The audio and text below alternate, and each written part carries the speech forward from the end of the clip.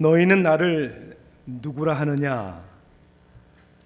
예수님의 질문에 베드로는 이렇게 대답을 하죠. 주는 그리스도시요 살아계신 하나님의 아들이로소이다. 베드로는 정답을 얘기했습니다. 예수님은 베드로를 향하여 시몬아 내게 복이 있도다. 그리고 그의 신앙 고백 위에 반석 위에 내 교회를 세우리라 주님은 말씀하시고 음부의 권세가 이기지 못하리라. 그런데 이러한 베드로를 향한 예수님의 칭찬의 말이 떨어지기가 무섭게 베드로는 예수님께 책망의 말을 듣습니다. 어떤 책망의 말이요? 사탄아 내 뒤로 물러가라. 아니 도대체 한순간에 어떻게 주님으로부터 복이 있다 칭찬을 받기도 하고 한순간에 사탄아 책망을 얻기도 합니까? 우리가 마가복음 말씀을 계속 강해하면서 오늘은 23번째 하나님의 일을 생각하지 아니하고 사람의 일을 생각을 할 때 아무리 우리의 삶 속에 위대한 신앙 고백이 있다 할지라도 우리는 하나님의 뜻을 헤아릴 수 없다는 것을 알아야 합니다. 오늘 본문은 마가복음 8장입니다. 31절부터 9장 1절까지 말씀, 신약성경 67면 말씀, 마가복음 8장 31절부터 9장 1절까지 말씀을 제가 봉독하겠습니다. 지금도 역사하시고 살아계시는 하나님의 말씀입니다. 인자가 많은 고난을 받고 장로들과 대제사장들과 서기관들에게 버림받아 죽임을 당하고 사흘 만에 살아나야 할 것을 비로소 그들에게 가르치시되 드러내놓고 이 말씀을 하시니 베드로가 예수를 붙들고 항변하며 예수께서 돌이키사 제자들을 보시며 베드로를 꾸짖어 이르시되 사탄아 내 뒤로 물러가라. 내가 하나님의 일을 생각하지 아니하고 도리어 사람의 일을 생각하는도다 하시고 무리와 제자들을 불러 이르시되 누구든지 나를 따라오려거든 자기를 부인하고 자기 십자가를 지고 나를 따를 것이니라. 누구든지 자기 목숨을 구원하고자 하면 잃을 것이요 누구든지 나와 복음을 위하여 자기 목숨을 잃으면 구원하리라. 사람이 만일 온 천하를 얻고도 자기 목숨을 잃으면 무엇이 유익하리요? 사람이 무엇을 주고 자기 목숨과 바꾸겠느냐? 누구든지 이 음란하고 죄 많은 세대에서 나와 내 말을 부끄러워하면 인자도 아버지의 영광으로 거룩한 천사들과 함께 올 때 그 사람을 부끄러워하리라. 또 그들에게 이르시되 내가 진실로 너에게 이르노니 여기 서 있는 사람 중에는 죽기 전에 하나님의 나라가 권능으로 임하는 것을 볼 자들도 있느니라 하시니라. 아멘. 이 정답을 알고 또 정답을 말하는 것과 정답을 이해하는 것과는 큰 차이가 있습니다. 정답을 아는 것도 중요하지만 정답을 이해해야 합니다. 근데 이해할 뿐만 아니라 우리가 이해하고 있는 그 바른 진리를, 답을 우리의 삶 가운데 실천하는 것은 더욱 중요합니다. 너희는 나를 누구라 하느냐라는 예수님의 질문에 베드로가 정답을 말합니다. 주는 그리스도시요 살아계신 하나님의 아들이시니이다. 정답을 말했습니다. 예수님은 베드로를 칭찬했습니다. 그리고 이것을 알게 한 것은 하늘에 계신 너의 아버지다 라고 말씀하셨죠. 그리고 이때부터 예수님께서는 비로소 그리스도, 즉 베드로가 고백한 메시아로 오신 목적을 이루기 위해 자신이 가셔야 할 길을, 이런 일을 당할 것을 가르치기 시작했다고 오늘 본문 성경은 말씀하고 있습니다. 31절에 당신이 가셔야 할 길, 또 당해야 할 일들을 이렇게 설명을 하십니다. 인자가 많은 고난을 받고 장로들과 대제사장들과 서기관들에게 버림받아 죽임을 당하고, 여러분, 이것이 예수님께서 오신 목적이었습니다. 그런데 정답을 알고 정답을 안 베드로가 예수를 붙들고 항변했다고 오늘 본문은 말하고 있습니다. 이 항변했다라는 단어는 꾸짖었다라는 의미로, 예수님께서 여러분 귀신을 꾸짖어 쫓으실 때 그 꾸짖었다는 단어하고 동일한 단어입니다. 그러니까 마치 예수님이 귀신을 꾸짖으시듯 베드로가 예수님을 꾸짖은 것입니다. 이 사건을 좀 더 구체적으로 기록하고 있는 마태복음 16장을 보면 베드로가 예수님께 이렇게 꾸짖으면서 얘기를 합니다. Never, Lord. 절대로 안 됩니다. This shall never happen to you.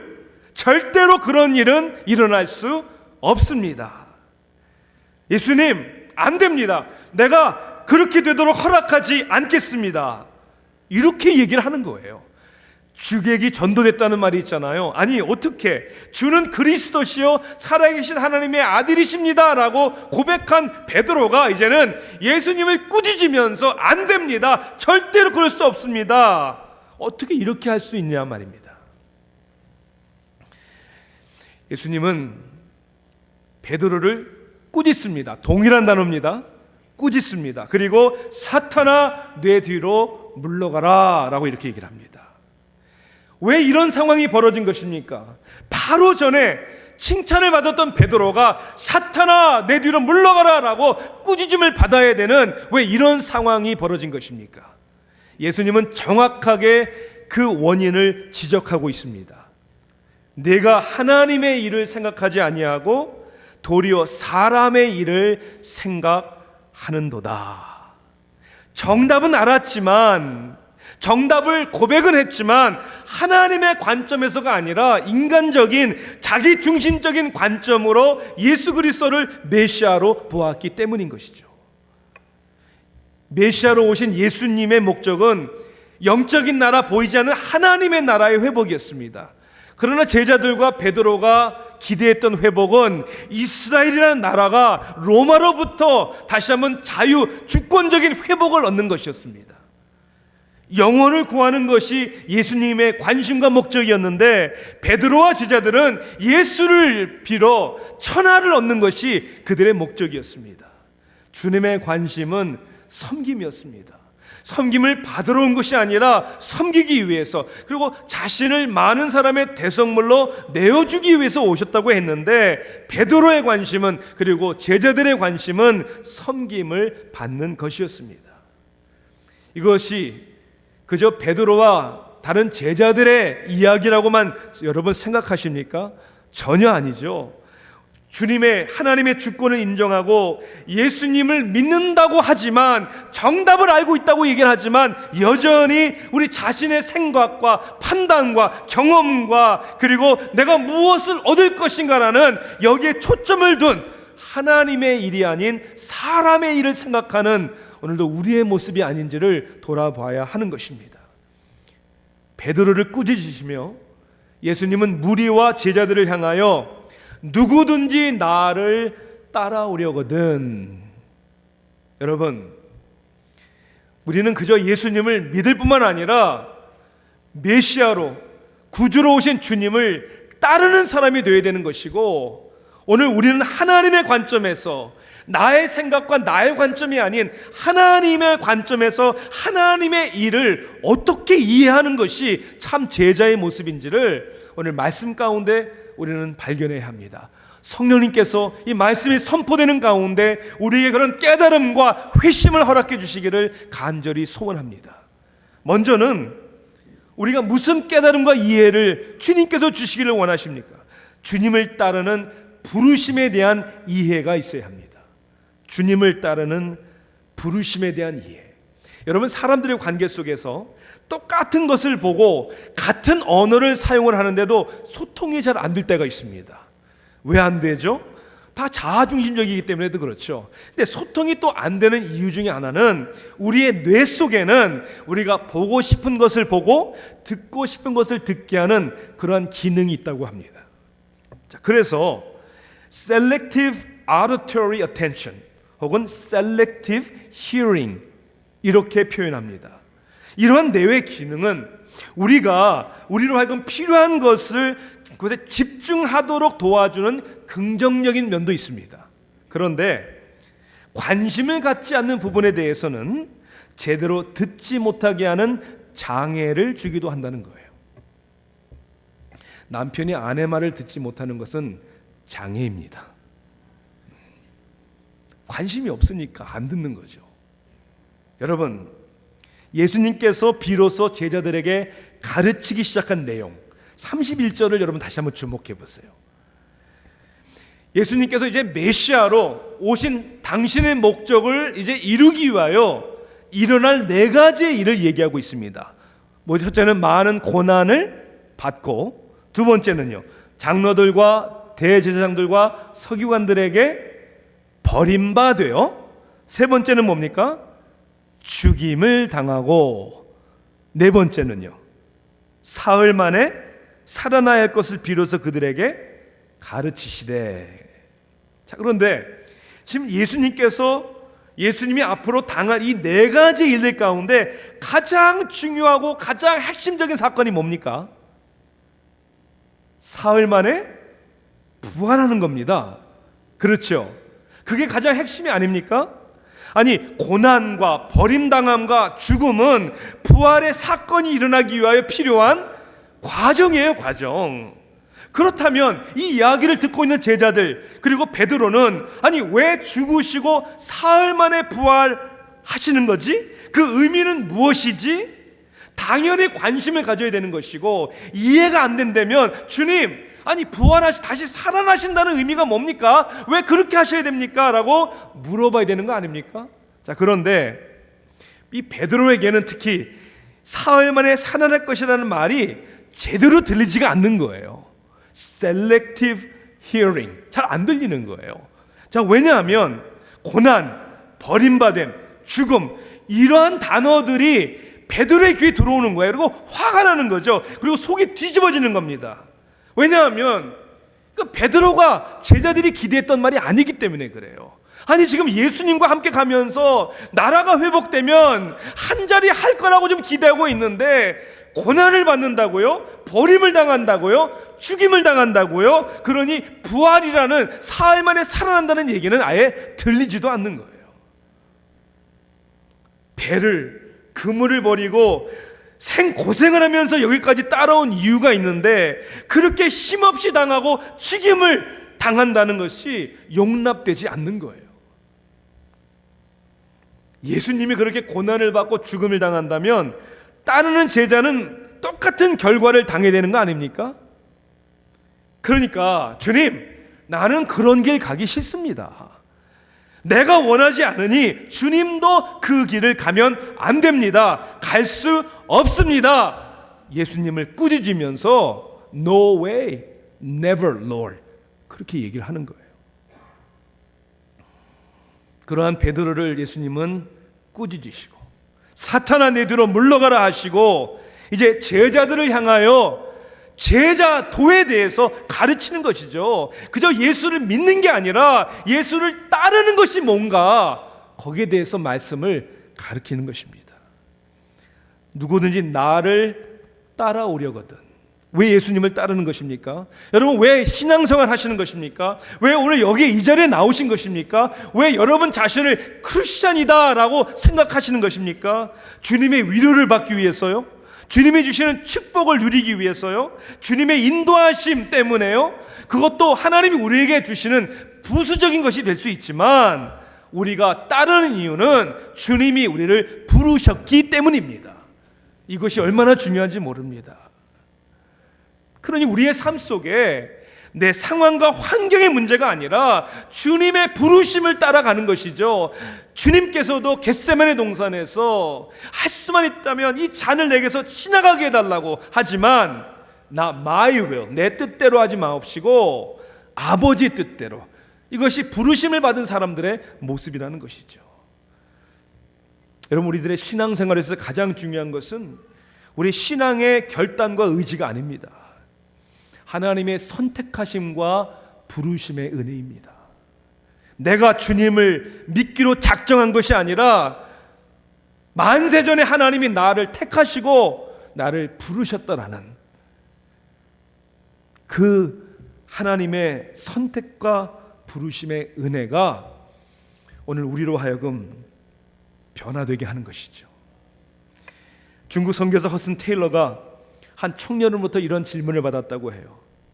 청년이 이렇게 얘기합니다. 저도 이제부터 세례를 받고 본격적인 신자가 되고 싶습니다. 그러기 위해서는 성경을 얼마나 읽어야 하고 신앙의 연전은 얼마나 돼야 합니까? 많은 사람들의 질문이 이런 거예요. 내가 얼만큼 열심히 어떻게 하면, 무엇을 하면 내가 신앙생활 제대로 할 수 있습니까? 테일러 목사님은 그 청년에게 이렇게 되물었습니다. 촛불은 언제부터 빛을 발합니까? 청년이 대답합니다. 그야 양초에 불을 붙이는 순간부터 빛을 내지요. 허슨 테일러 목사님은 미술을 지으며 그 청년에게 이렇게 설명해 주었습니다. 신앙도 그와 같은 것입니다. 하나님이 나를 부르시는 그 순간부터 우리의 삶은 빛을 발하는 것입니다. 우리의 삶의 변화와 능력이 저와 여러분에게 있는 게 아니라니까요. 하나님의 생명의 부르심이 우리 가운데 임하는 그 순간부터 우리는 변화되는 것입니다. 주님이 우리를 부르셨다는 것을 바로 이해하는 것이 얼마나 중요한지 모릅니다. 또한 두 번째는 주님을 따르는 목적에 대한 이해가 분명해야 합니다. 예수님께서 하늘 보좌를 버리시고 이 땅에 오셔서 하신 일들이 참 많으십니다. 그런데 그 모든 일들을 요약해서 말하자면 두 가지를 얘기할 수 있어요. 첫째는, 가장 중요한 것은 예수님은 우리의 죄를 사하시기 위하여 십자가에서 대신 희생 제물로 돌아가신 것입니다. 이것이 가장 중요한 것이죠. 오늘 36절에 예수님은 제자들에게 이렇게 말씀하십니다. 사람이 만일 천하를 얻고도 자기 목숨을 잃으면 무엇이 유익하리요? 사람들의 관심은 천하를 얻는 것이지만 그건 영원한 것이 아니잖아요. 예수님의 관심은 우리의 영혼을 얻는 것입니다. 우리 영혼을 사랑하시고 죄로 인하여 하나님의 분노와 심판을 면할 수 없는 우리를 구원하시기 위하여 죄의 값을 단번에 지불하시기 위하여 오셨고 죽으신 것입니다. 그것이 예수님이 하신 가장 중요한 일이죠. 두 번째, 예수님이 하신 일은 제자를 세우시는 일이었습니다. 결국 예수님이 남기신 것도 제자들이었습니다. 예수님께서 제자들을 부르신 목적이 무엇입니까? 35절에 이렇게 얘기합니다. 누구든지 나와 복음을 위하여 자기 목숨을 잃으면, 제자 도에는 분명한 목적이 있는 것이죠. 주님의 제자는 그 네 가지의 목적이 있습니다. 첫째는 주님과 함께하는 것이고, to be with Jesus. 두 번째는 주님을 알아가는 것이고, to know Jesus. 세 번째는 to be like Jesus. 예수님을 닮아가는 것이고, 네 번째는 주님의 일을 감당하는 것입니다. To do Jesus' work. 주님과 함께하고 주님을 알아가고 주님을 닮아가고 주님의 일을 감당하는 이 제자로서 우리를 부르시는 것이죠. 그러나 베드로의 관심은 어디에 있었습니까? 그의 관심과 목적은 천하를 얻는 것이었습니다. 주님과 함께하면, 주님을 따라가면 주님을 통해서 한 자리를 얻을 수 있다고 생각을 한 것이죠. 자신의 어젠다가 분명히 있었던 것이죠. 그러니까 목적이 다르니까 기대가 다르면 실망도 크다고, 주님이 고난이다, 뭐 버림을 당한다, 죽임을 당한다, 이 말이 귀에 안 들어오는 거예요. 듣기 싫은 거죠. 여러분들의 주님을 따르는 목적은 어디에 있습니까? 무엇을 위해서 따르고 계십니까? 저는 이것을 이렇게 좀 직설적으로 질문하고 싶습니다. 내 자신이, 여러분이 주님과 교회를 사랑하는가? 아니면 주님과 교회를 통하여 나를 사랑하는가? 저는 이 차이라고 생각을 합니다. 껍질만 그럴싸하지 주님과 교회를 통해서 내가 잘되고 내가 사랑받고 내가 인정받고 내가 존경받고 주님을 따르는 제자의 모습이 아니라는 것이죠. 우리는 하나님을 영화롭게 하기 위해서 주님의 일을 감당하기 위해서 부름받은 성도요 목회자요 교회가 되는 줄 믿습니다. 한 2주 반 동안 한국과 캄보디아를 방문하면서 제가 오늘 꼭 돌아오면 여러분들에게 이 이야기를 꼭 나누고 싶었어요. 무슨 이야기냐면 하나님 앞에 너무나 우리 아틀란타 새교회가 감사한 교회다, 자랑스러운 교회다, 완벽한 교회라고 얘기하지 않았어요. 감사한 교회다, 자랑스러운 교회다. 한국에서 박길범 선교사님의 부부 파송 예배를 가졌습니다. 그 가족들, 친지, 지인, 사모님의 모교회 성도님들, 그 교회의 사역자들, 또 선교 훈련원에서 훈련받은 동기들, 많은 분들이 모여서 파송 예배를 드렸어요. 제가 말씀을 증거하고 그 다음에 선교사 서약식도 하고 그 다음에 제가 우리 교회에서 준비한 선물을 가져갔습니다. 아이패드 하나를 샀어요. 왜 아이패드냐면 그게 많이 필요하니까. 그리고 아이패드 쓸 때마다 우리 세교회 성도님들이 기억하고 기도하고 있습니다. 이걸 좀 기억하시라고. 또 아이패드를 사용하실 때마다 또 우리를 기억해 주시고 기도해 달라고. 이제 9월이면 중국에 이번에 들어가시는데 정착금으로 우리가 특별 헌금을 한 또 헌금이 또 한국으로 보내졌습니다. 이 파송 예배 하이라이트는 우리 교회 성도님들이 만들어 주신 영상 축하 메시지였습니다. 우리 교회에서 드린 파송 예배의 사진과 영상을 담고 또 우리 장로님들부터 성도님들이 주일학교 학생들까지도 파이팅하고 우리 기도할게요, 힘내세요. 정말 감동적인, 전혀 선교사님 네 분이 기대하지 못했던 파송 예배를 마치고 난 후에 거기는 모든 분들이 저에게 이렇게 얘기했어요. 정말 이런 감동적인 파송 예배는 처음이라고. 특히 그 영상을 통해서 아틀란타 새교회 성도님들의 모습을 보니까 사랑을 느낄 수 있었다. 우리 박길범 선교사님 네 분은 저에게 개인적으로 이렇게 얘기해 주셨어요. 많은 성도님들이 자신들을 잘 모를 텐데 이렇게 응원해 주시고 기도해 주시니 정말 목숨을 다해 선교의 사명을 감당하겠노라. 6월 초에 저희 교회를 방문하셨던 유대일 목사님, 탈북하신 목사님, 하나를 교회를 주일 방문해서 설교하고 또 함께 청년들과 교제하는 시간을 가졌습니다. 그 청년들과 대화를 하는데요, 그렇게 탈북 청년들이 그 교회에 많더라고요. 탈북하다가 동상에 나중에 다리가 잘린 청년도 있었고요. 그 탈북할 당시의 이야기를 해주는데 직접 듣는데 이거는 영화로 만들어도 되겠다 할 정도의 드라마틱한 이야기들이었습니다. 목사님 저희 교회 방문하셔서 저희들이 한 특별 헌금, 적은 액수가 아니었습니다. 성도님들이 정말 성심껏 드린 북한에 쌀 보내는 일에, 또한 북한 탈북 청년들의 장학금으로 귀하게 쓰여지고 있다고 말씀해 주셨습니다. 캄보디아 가서 여러 가지 사역을 했지만 지교회들을 방문을 하고 특별히 저희 교회 성도님이 헌금한 것이 씨앗이 되어서 브레이브럭 교회에 우리 실롱 전도사님 바로 교회에 붙어있는 사택을 짓는 방문을 했습니다. 실롱 전도사님 결혼하고 이제 애도 한 2주 전에 낳았어요. 이제 사택이 완공되면 그곳에서 이제 그 마을 사람들에게 전도하고 사역을 감당할 것입니다. 제가 뭘 감사하고 하나님 앞에 고맙다고 생각했냐면 한국이나 캄보디아에게 가는 곳마다 우리 교회가 또 성도님들이 이렇게 섬김의 축복의 손길이 될 수 있었다는 것이 정말 얼마나 감사한지.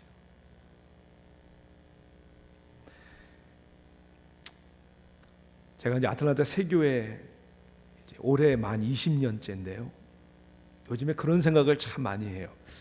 죄송합니다만 이게 나이 탓인지 모르겠지만은 첫째는 목회를 참 잘 모르겠다. 열심히는 하고 싶은데 어떻게 하는 것이 잘하는 것인지 잘 모르겠다.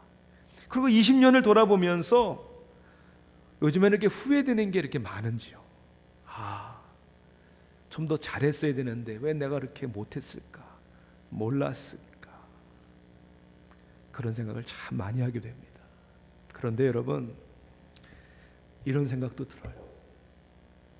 저를 비롯해서 우리가 다 부족하고 연약한 사람들이지만 실수도 하고 때로는 잘못하는 일도 있지만 우리 좀 사랑하면서 살아갔으면 참 좋겠다. 서로 용납하고 용서하고 사랑하면 좋겠다. 그리고 하나님께서 우리 모두를, 우리 교회를 많은 사람들의 축복의 통로가 되게 해주면 좋겠다. 많은 사람들의 삶을 만져주는, 치유하는 복된 소식을 증거하는, 누군가 이렇게 얘기합니다. 교회의 능력은 seating capacity, 앉아있는 숫자가 아니라 sending capacity, 얼마나 많이 보내느냐가 그 교회의 능력을 말한다. 사랑하는 성도 여러분, 왜 우리를 부르셨습니까? 왜 교회를 세우신 것입니까? 그저 우리가 편하고 많은 사람들이 모이기 위해서가 아니라 더 많은 사람들을 보내기 위해서, 더 많은 사람들을 사랑하고 섬기기 위해서 이 부르심의 목적의 하나가 되는 우리 모두가 되기를 주님의 이름으로 축원합니다. 그런데 주님을 따르는 바른 이해도 있어야 되지만, 목적이 클리어해야 되지만, 오늘 예수님의 핵심 가르침의 가치의 중심은 주님을 따르는 대가에 대한 바른 이해가 있어야 된다는 거예요. 누구든지 나를 따라오려거든 주님을 따르는 삶에는 반드시 대가가 있어야 된다는 거예요. 예수님은 말씀하시죠. 자기를 부인하고 또한 자기의 십자가를 지고 비로소 주님을 따를 수 있다고 말씀하고 있습니다.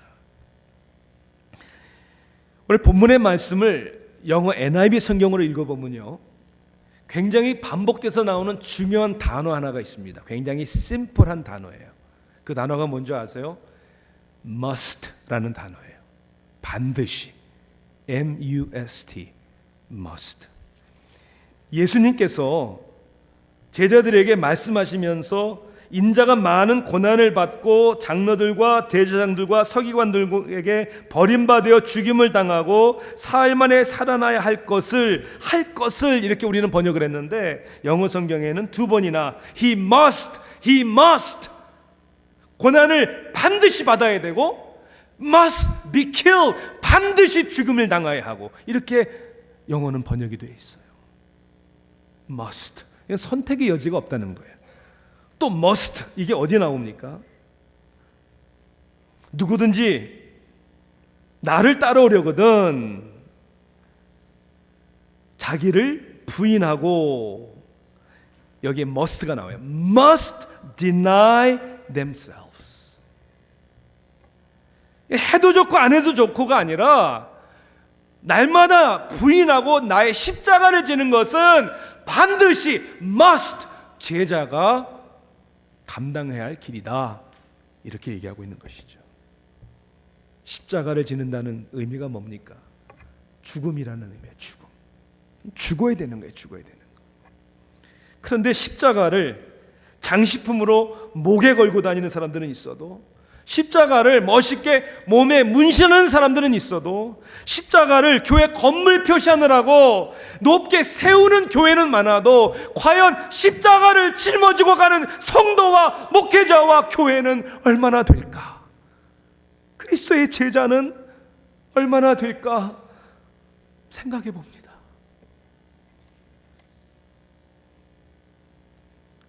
한국을 방문하는데 제가 있을 때도 폭염으로 굉장히 더웠어요. 요새 누전세라 이래가지고 에어컨디션도 세게 틀지 않아가지고 얼마나 덥는지, 땀이 많이 나든지. 캄보디아 가서도 신학교에서 강의를 하는데 한 번 강의를 하면 80분인데요 에어컨이 없었습니다. 저는 땀이 잘 안 나는 사람이에요. 원래 땀을 잘 안 흘리는데 강의 시간보다 80분 내내 제 몸에는 땀이 주르르 흘렀어요. 침대가 익숙하지 않은지 여행 내내 허리가 아팠어요. 이게 다녀오면 성도님들이 많이 그렇게 얘기하죠. 목사님 되게 피곤하시겠어요. 많이 불편했겠어요. 네, 피곤도 했고 불편도 했습니다. 그런데 여러분, 우리의 삶의 피곤함과 불편함은 십자가가 아닙니다. 그까짓 게 무슨 십자가입니까? 그까짓 게. 저는 오히려 이렇게 생각을 합니다. 오히려 피곤함과 불편함은 우리가 주님을 따르며 우리가 선택해야 하는, 내가 사는 길이라고 생각합니다. 편한 게 여러분 사는 길 아니에요. 편한 길이 여러분 죽는 길입니다. 주님을 따르는 제자의 길은 불편한 길, 피곤한 길, 때로는 내 생명을 내놓는 길을 가야 하는 거예요. 그것이 살아있는 믿음의 사람들의 모습입니다. 헌신이 없어진 이제 한국교회, 희생과 헌신이 없어지는 이제 이민교회는 죽어가고 있는 거예요. 여기서 우리가 사는 길은 대가를 지불하는 겁니다. 힘들고 어려운 길을 택해야 하는 거예요. 우리 교회도 재정적으로 어려운데 무슨 선교사를, 우리가 사는 길이 선교사를 파송하는 길이고, 우리가 사는 길이 아웃리치를 하는 길이고, 우리가 사는 길이 다른 사람들을 섬기는 길입니다. 성경이 그렇게 얘기하고 있어요. 누구든지 자기 목숨을 구원하고자 하면 잃을 것이요, 누구든지 나와 복음을 위하여 자기 목숨을 잃으면 구원하리라. 내가 사는 길이 아니라 주님이 살려주시는 그 하나님의 구원을 경험하는 저와 여러분 되기를 주님의 이름으로 축원합니다. 토마스 아 캠퍼스는 그리스를 본받아라는 책을 지었습니다. 성경 다음으로 많이 읽힌 책이라고 합니다. 수백 년 전에 쓰여진 토마스 아 캠퍼스의 그리스를 본받아에는 이러한 도전적인 메시지가 우리의 마음에 다가옵니다. 예수님의 하늘나라를 사랑하는 자들은 많지만 그의 십자가를 지는 자들은 매우 적다. 예수님의 평안을 바라는 사람들은 많지만 그의 고난을 바라는 사람들은 매우 적다. 예수님의 식탁에 함께 앉기를 원하는 사람들은 많지만 함께 금식하며 금욕하고자 하는 자는 매우 적다. 예수님과 함께 기쁨을 누리고자 하는 자들은 매우 많으나 그를 위하여 또한 그와 함께 기꺼이 고난을 견디고자 하는 자들은 별로 없다. 많은 사람들이 예수님을 따르며 그와 함께 떡을 떼고자 하지만 그의 고난의 잔을 마시고자 하는 자들은 심히 적다. 많은 사람들이 예수님의 행하신 기적들을 기리지만 그의 십자가의 치욕은 별로 따르고자 하지 않는다. 많은 사람들이 역경이 없는 동안에는 예수님을 사랑한다. 많은 사람들이 예수님으로부터 위로를 받는 동안에는 예수님을 찬양하고 찬송한다. 그러나 일단 예수님이 자신을 숨기시고 잠시 그들을 떠나시면 그들은 곧 불평을 일삼든지 아니면 지나친 절망 가운데 빠져버린다. 그러나 예수님을 사랑하되 자기들의 특별한 위안을 위해서가 아니라 예수님 자신을 위하여 사랑하는 자들은 평안할 때뿐 아니라 환난 중에도, 마음에 고민이 가득할 때도 주님께 감사한다. 사람의 일을 생각하십니까? 하나님의 일을 생각하십니까? 나의 편의를 위해 오늘도 주님을 통하여 자신을 사랑하는 군중이십니까? 아니면 주는 그리스도시요 살아계신 하나님의 아들이시기에 그분의 부르심을 받고 날마다 자신을 부인하며 십자가를 지고 따라가는 제자이십니까? 기도하시겠습니다.